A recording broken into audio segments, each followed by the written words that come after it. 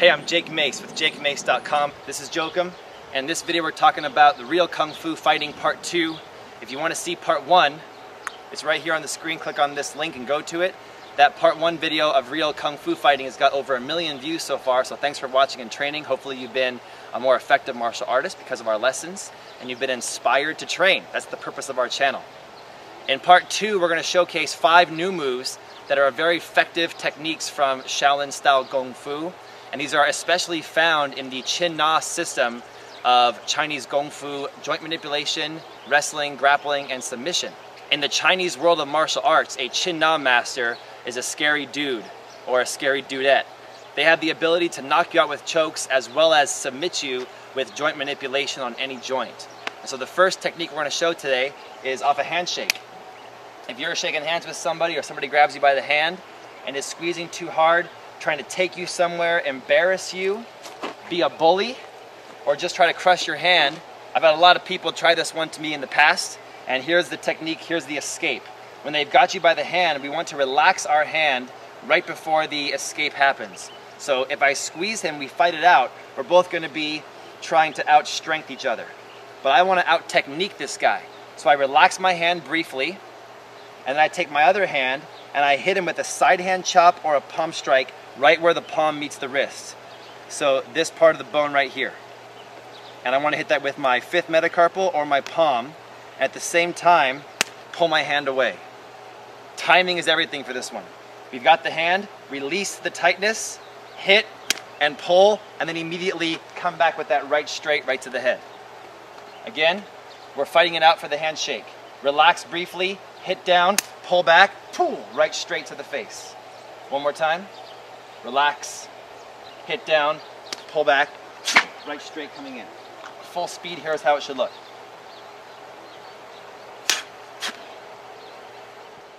Our second technique for this lesson involves a mercy fight, or sometimes called the Roman knuckles. And we have different levels. Somebody's getting us in a mercy fight from the top, or the middle, or lower.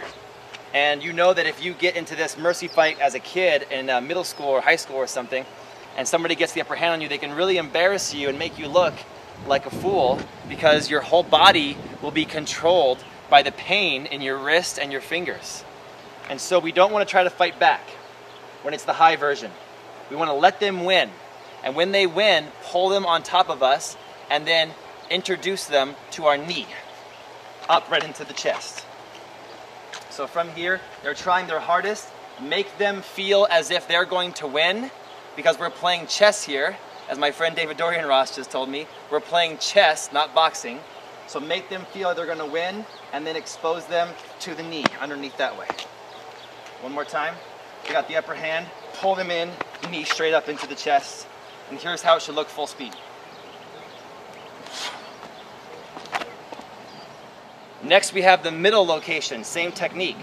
With this one, we're going to step forward with one leg, and whatever leg stepped forward with, the exact same arm flips over the top and goes like this.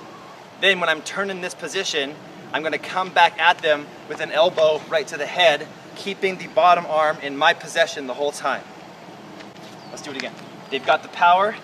We collapse that power and throw it to the side, flip over the top, elbow back to the head multiple times while I keep him in my powerhouse with this hand. Let's do it once, full speed. And then last is the low position. If they've got us low, maybe they're uppercutting underneath. Oh God! If this happens to you, we're going to use the knee, come over the top, and explosively break the lock downward. Leave this hand in my possession, then elbow chest, chest, face. 3 hits to come back at him. Again, from the low position, knee coming over the top, break the lock, chest, chest, face. Let's go once, full speed.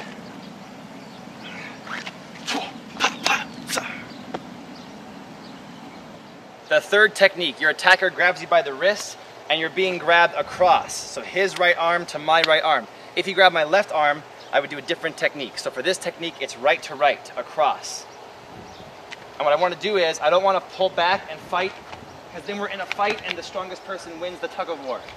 Instead, I want to take my opposite hand and trap down on his hand hard, trying to cause a little bit of shock. or a little bit of slap or a little bit of pain to him and try to throw his mind off a little bit. I want him to think about that pain. So I hit down hard, take the hand that he grabbed, this one right here, and come around the outside over the top and grab onto his forearm here, but I keep this hand on top. So now I have his hand and his wrist. Then I'm going to take his wrist and shove it into the ground as I sink my stance down, creating pain on his wrist. Subconsciously, he'll make a choice. And his choice will be go down or stay up and break the wrist. And everybody will always choose go down.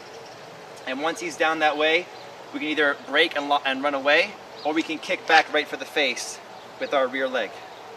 Let's try it again. They grab onto us, cap the hand, pop, over the top, grab onto the wrist or the forearm, then keep this tight against my body and break his wrist down into the floor, and then kick back in right to the face. And one more time, full speed.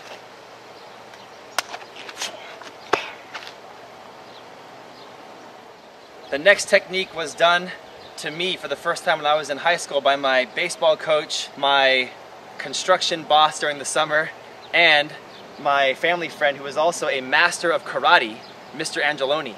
And he used to get us in this lock, and he would tell us, I want you to punch me in the face as hard as you can. And when we would go to punch him, he would just clamp down the wrist, and we'd lose all of our strength. And I thought it was the most incredible thing I've ever seen in my entire life. And so we call this a China handcuff or an Indonesian handcuff. I got his elbow in my armpit right here.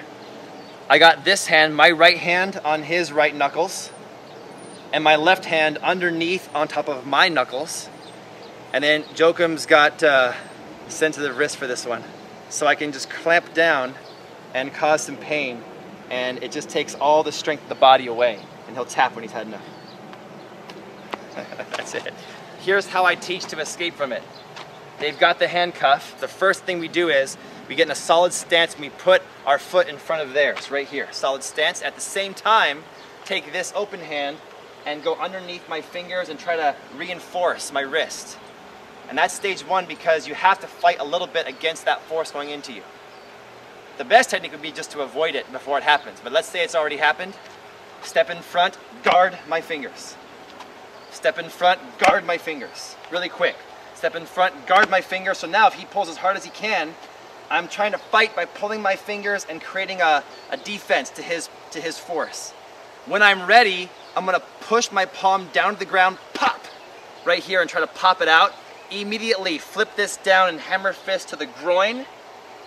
Then I reverse beak up to the nose with a crane reverse beak, and then elbow back into the head multiple times, as many as it takes. Let's do it again. They got us in the handcuff, protect the fingers, step in front. Pop the palm down, hammer fist to the groin, then reverse beak up, and then elbow, elbow, elbow. Multiple times. Full speed.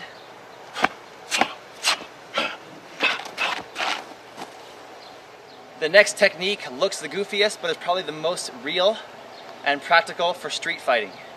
If you catch somebody's hand and you've got a finger here, or a finger here, or a finger here, or a finger here, just tearing the fingers apart and basically making this human being into a penguin. Just rip it apart. And so the goal is to catch fingers in the scuffle. You're hitting all this stuff, you catch fingers, and small joint tear manipulation, rip it apart right there.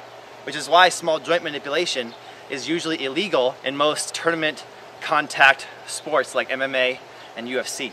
But it works very, very well on the street. Grab on the fingers, we're gonna tear that hand in half. If somebody catches you in this particular hold, I want you to go over top of one arm, underneath the other arm, and turn away from your attacker with your body. And that should get you out and allow you to come back with a back fist or elbow right to their head. Again, they got you, maybe they got another finger, a different finger. It works every way. Over the top, underneath, turn away, come back with elbow or with back fist. Let's do it full speed.